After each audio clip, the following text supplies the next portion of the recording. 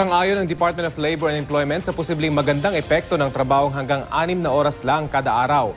Pero nasa mga kumpanya na raw kung gusto nila itong ipatupad. Hati naman ang opinyon ng ilang manggagawa at grupo kaugnay nito. Balitang hatid ni Dana Tingkungko.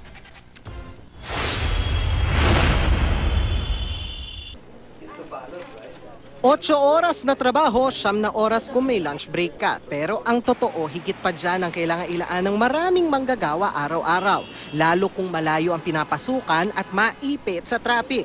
Kung ang pasok mo is 8, so you have to leave sa bahay mo siguro ng around 6. Yung traffic kasi lagi kong Kaya minsan inaagahan ko na lang yung pagpasok.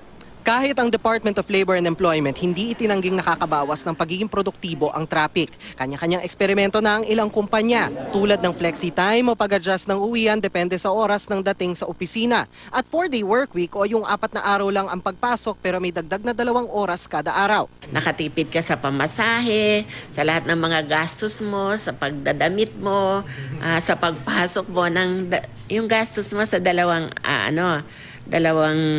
araw. Pero nagbago man ang schedule, pareho pa rin ang oras ng trabaho kada linggo para pareho raw ang productivity. Malayo yan sa bagong eksperimento ng ilang kumpanya sa Sweden kung saan ang mga empleyado hanggang 6 na oras lang ang iginugugol sa trabaho. Paliwanag ng CEO ng isang Swedish company sa artikulo na Fast Company, para kayanin ng mga empleyado ang 8 oras sa trabaho, kailangan nila ang mga pahinga at iba pang break. Ngayong mas maikli ang oras ng trabaho, pinakiusapan na lang ang mga empleyado na iwasan ang mga distraction. Ngayon, mas madali raw mag-focus para makatapos ng trabaho ang mga empleyado na may energy pa raw pag-alis ng opisina. Sinang-ayunan ng DOLE ang posibleng positibong epekto ng 6-hour workweek, pero nasa mga kumpanya na raw kung gusto nila itong ipatupad.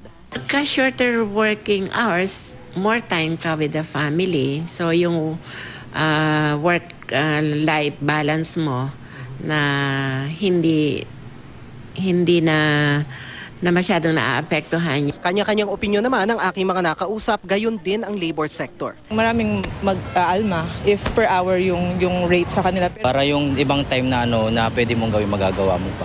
The cost also will be something that might be prohibitive because if the productivity or the need for people to stay 8 hours is shortened to 6, and then obviously productivity will also weaken. The other thing that will happen, of course, is that you have to change our labor laws. Dana Tingkungko, GMA News.